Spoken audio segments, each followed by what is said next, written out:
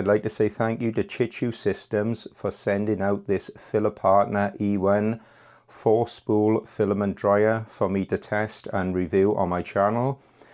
I have not been paid by Chitu Systems, but I have received this item for free. So let's open it and see what we get.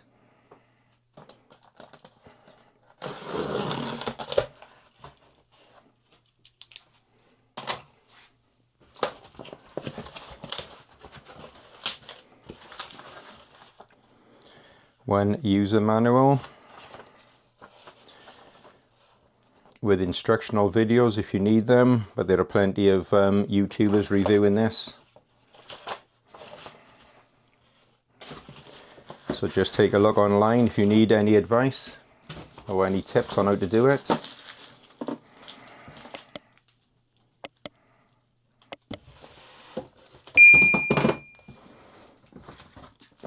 Comes with 2 of these boxes.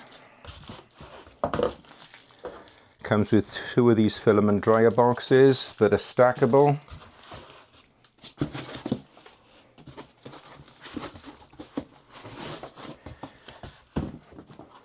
And at the bottom of the box we have the heating element base. Let's just move the box out of the way.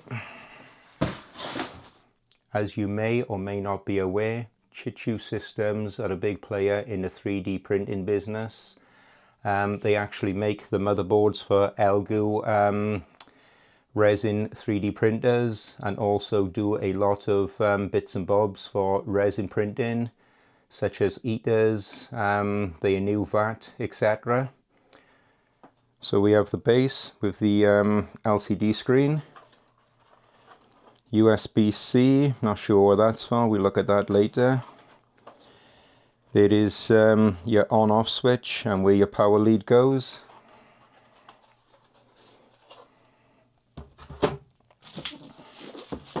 It's going to be extremely useful for me and anybody with open bed slinger 3D printers, as I constantly get damp filament that breaks off because this isn't kept dry, even though it's in a bedroom which is central heated, but any filament will absorb moisture over time.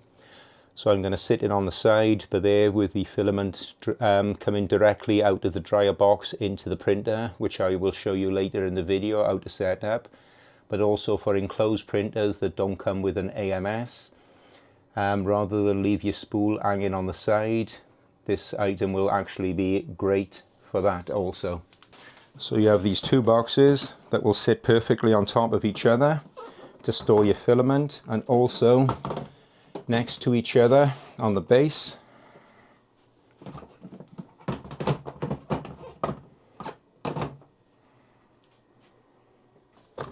There is the power lead for the base.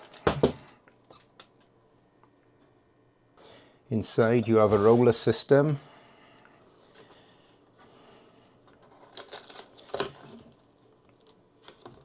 Make sure you remove the protective sticky tape so the rollers can spin. Also underneath you have desiccant bags, which will obviously dry when you dry in the filament, so it'll recycle nice. You have these catches where you feed your filament through. Like I said, I'll get into that a little bit later when I connect it to the Bamboo A1 Mini.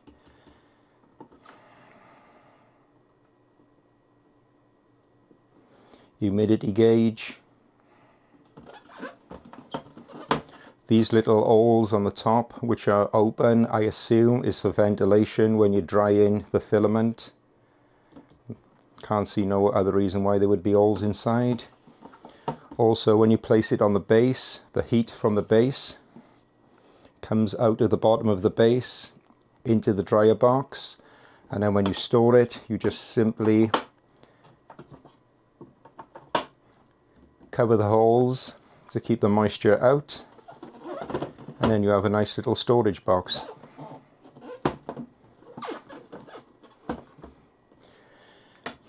Comes with these four little PTFE tubes that you simply slide in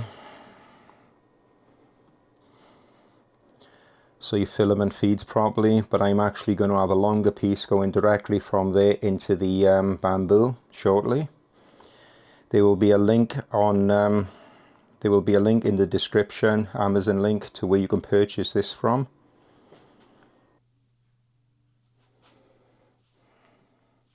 As you can see, it's booting up English.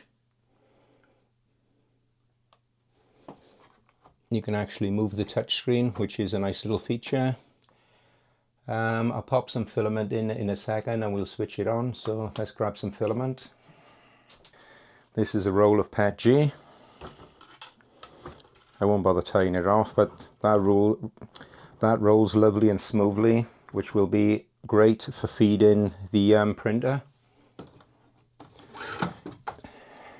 This is a roll of that's a roll of ABS. We now have 4 rolls of filament in. Bank 1, bank 2.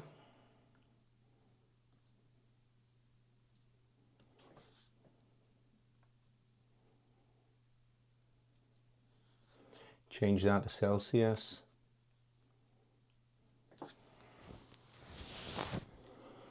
Screen off, never. Firmware update. Intelligent control. Automatic drying. You can have it to automatically dry the filament when it reaches a certain humidity. Silent mode on or off. We'll have a look at that in a minute. Filament box automatic identification on.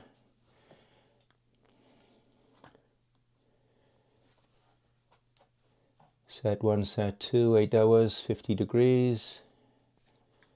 That's if you want to change your temperature. Current temperature in the room, 23 Celsius. I'm not sure how we pick filament type yet. Let's have a look. Oh, there we go.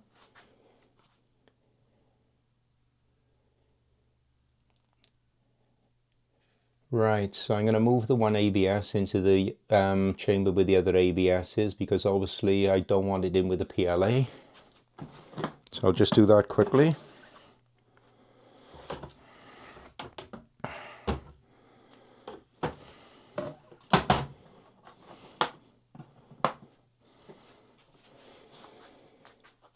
Right, so bank 1 I would imagine is that one. Bank 2, we go back in and we'll set that one to ABS, TPU, ASA. It's reading the humidity inside the box as 56%, which is roughly correct. This hygrometer is not calibrated by any means, but it's 53 on there, so it's practically reading what this is reading.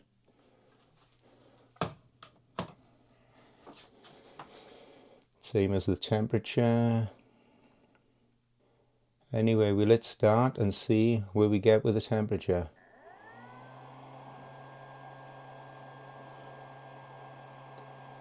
That's set for 4 hours. I'm not going to let it run for 4 hours in all honesty. I'll just let it run for about 30 minutes just to do a quick test. I won't bore you with that. I'll pause the video and we'll come back just to see what the current humidity drops to in 30 minutes. Let's try silent mode. Considerably quieter.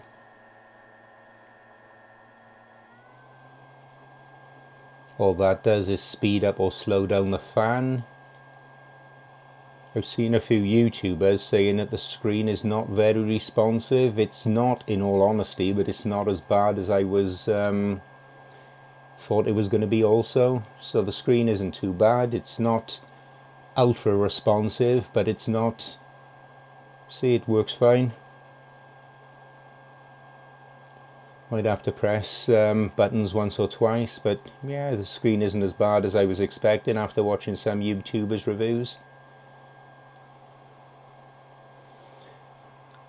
The humidity is already dropping, the temperature is climbing, as you can see on the screen by there. So like I said, we'll come back now a little bit later, only about 30 minutes, and we'll see where we are. It's only been about 20 minutes. The temperature is up to 50 degrees. Current humidity is only 24, so yeah, everything works great. Same on the other side. I'm going to stop it now, and I understand it's going to take a minute or so to shut down.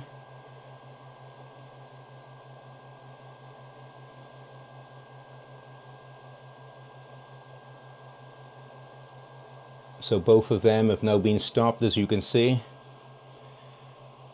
So yeah, we'll come back. I'm going to set it up then with the Bamboo A1 Mini. Right, it just switched itself off now after me switching it off. It only took about 30 seconds.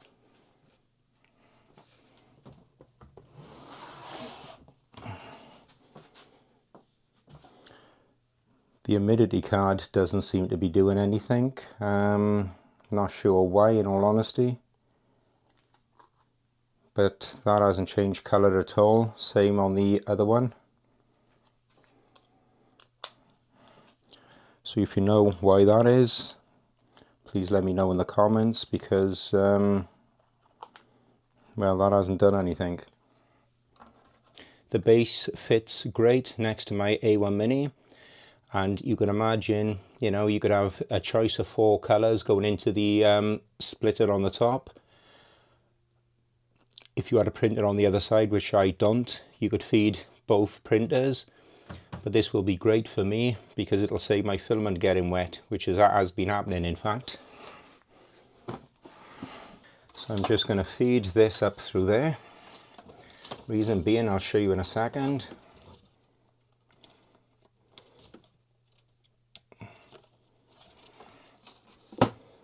I'll have the filament coming out like such. Because what I'll do now, I'll use the PTFE tube from the printer. Just thread this up through. Switch my printer on. And then I will set it to load filament. Set it to load the filament.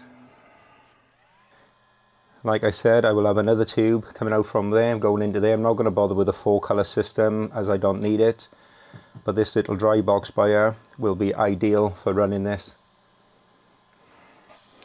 Right, it's telling me now to push the filament up, which is easy enough to do. Just click finish.